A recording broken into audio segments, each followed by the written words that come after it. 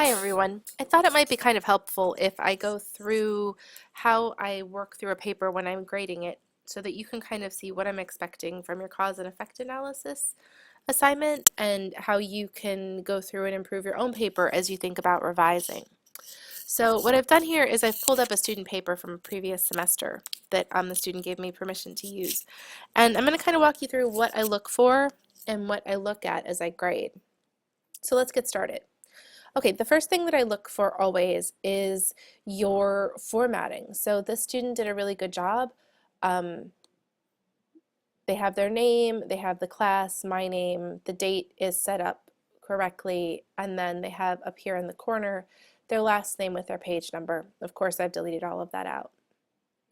The next thing that I look for is the title. I mean, the title is your first kind of impression, right? So you want your title to not necessarily be cutesy or gimmicky, but it should give some indication of what the essay is doing. I mean, in this case, I think that they have a really great title here because it gives me the idea that we're talking about the benefits of junk food, which are an effect, right? So right off the bat, I know the topic and I know what kind of an essay I'm looking for. Okay, so probably the most important part of your entire essay is this first paragraph. Honestly, I can usually tell from the first paragraph what kind of an essay it's going to be, and the grade is usually not that much more different than what I initially thought of that first paragraph. And that's because if you really put the time and effort into making a strong first paragraph, you've probably done the rest to the whole essay. So what I'm looking for in the first paragraph are three things in your intro, right? You need your attention getter, something that gets you into the essay and grabs attention. And remember, it doesn't have to be a gimmick and it doesn't have to be entertaining. It just has to go with the rest of the essay. I'm looking for background so that you give me a little bit of information about the topic at hand. And then finally, I'm looking for a really strong thesis statement. Okay, so let's see what this one has. We all love a good bag of potato chips, a few scoops of ice cream, and maybe even some candy, but do we really know what happens on the inside? This is a great attention getter.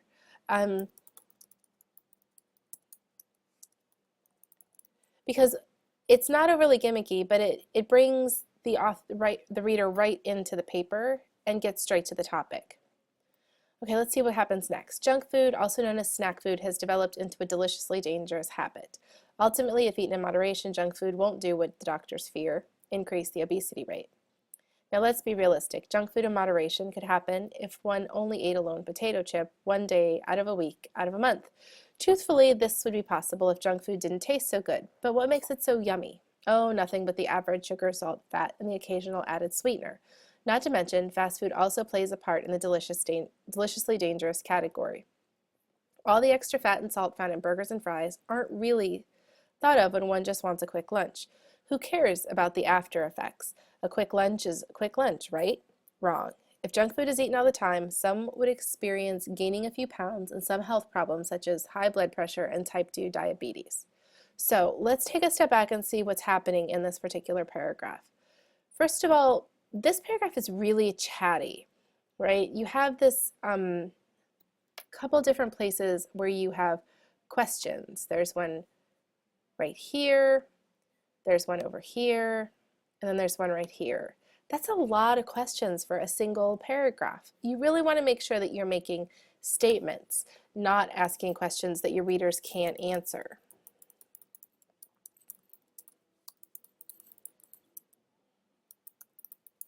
There's nothing more frustrating than someone asking you a question and then walking away and not listening to your answer. And when you use a lot of questions in your writing, it really gives your readers that effect. The next thing I notice is the thesis statement. If junk food is eaten all the time, some would experience gaining a few pounds and some health problems, such as high blood pressure and type 2 diabetes. It's not bad as a thesis statement goes. What I would expect from this paper is that it's going to talk about eating junk food a lot. It would talk about weight gain, and it's going to talk about specifically high blood pressure and type 2 diabetes. And as long as it does that, it's not a horrible thesis statement. It's not really all that strong though, because you have this other sentence here. Ultimately, if eaten in moderation, junk food won't do what the doctors fear, increase the obesity rate.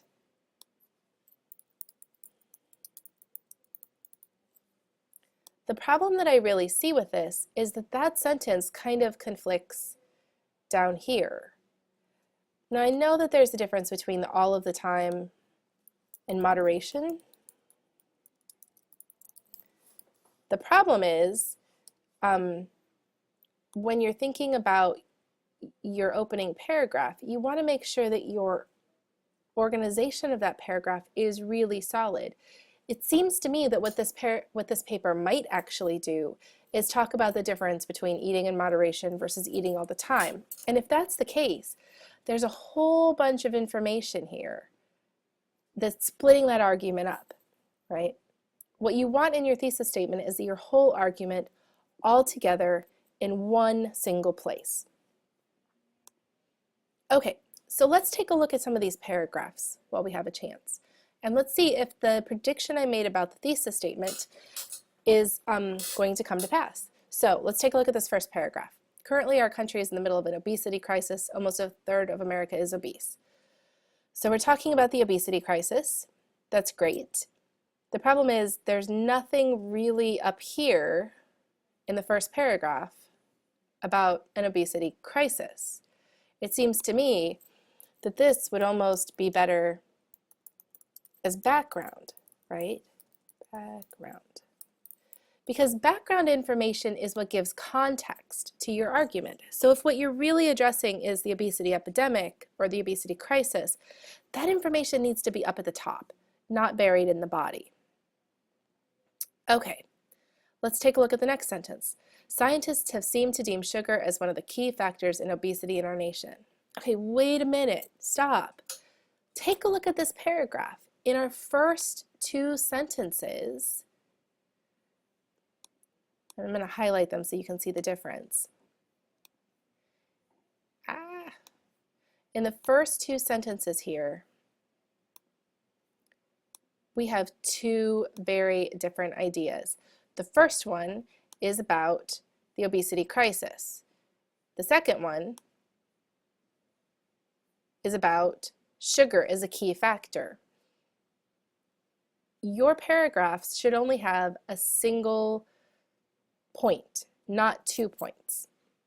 So let's see what happens. Junk food, mainly sweet sodas and soft drinks, are made up of sugar. Okay, great. That talks about the sugar issue. However good they may taste, because sugar has no nutritional value, all that yummy snack food turns to fat. This is a little bit informal.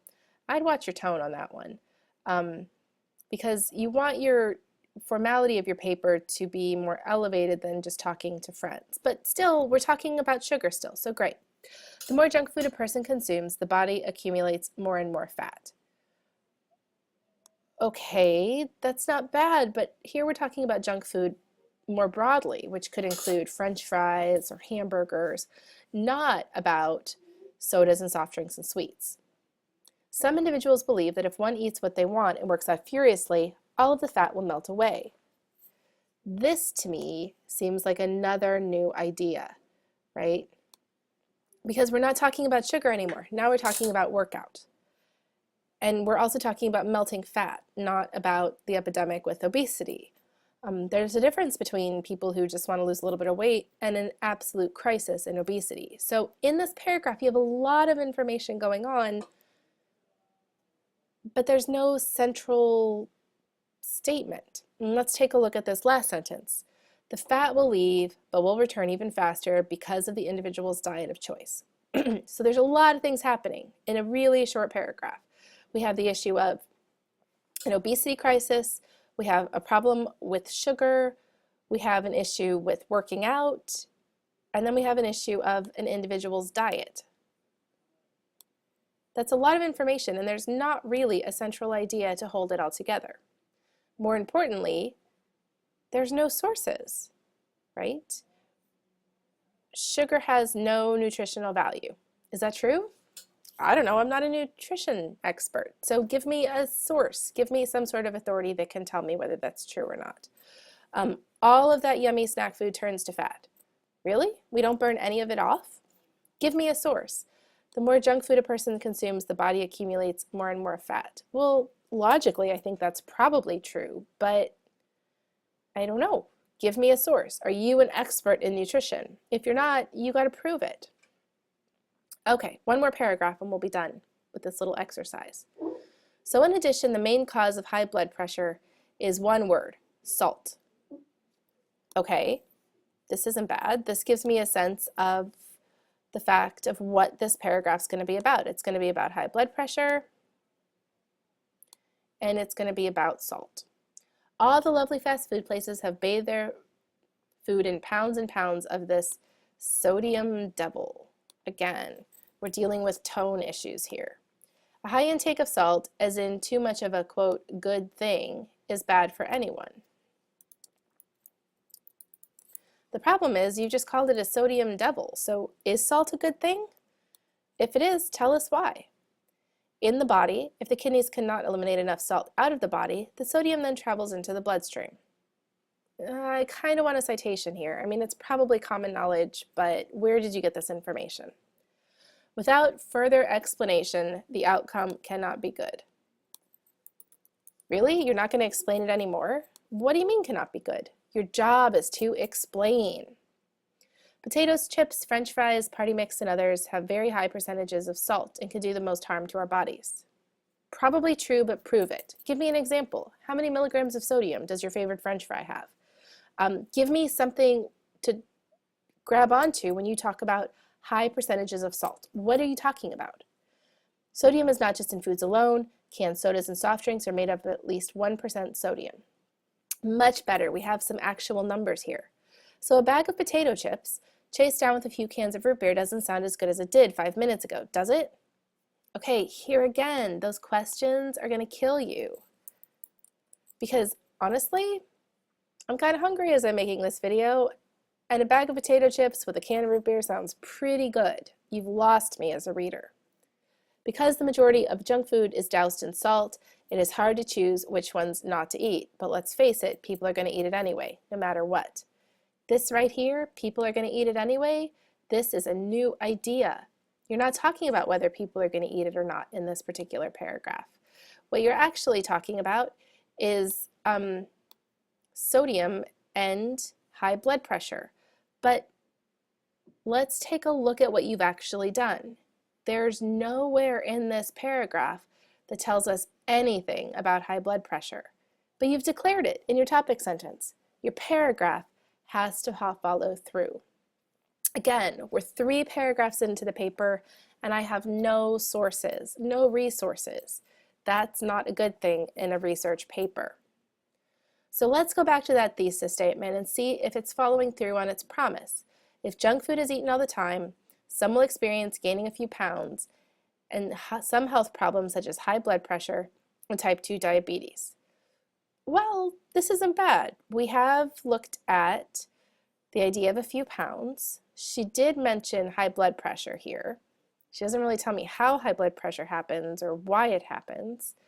And hopefully we would get into diabetes. All in all, this isn't a bad first try at a paper. There's definitely the indications that this writer is trying to structure a paper using the expectations of an essay. The problem is the follow-through is a little clunky. Some good revision where this writer would go through and really highlight their topic sentences and make sure that all of the paragraphs meet those topic sentences would do a world of good in terms of helping. So I hope that's helped you kind of get a sense of what I'm looking for in your essays. If you have any questions, be sure to post them.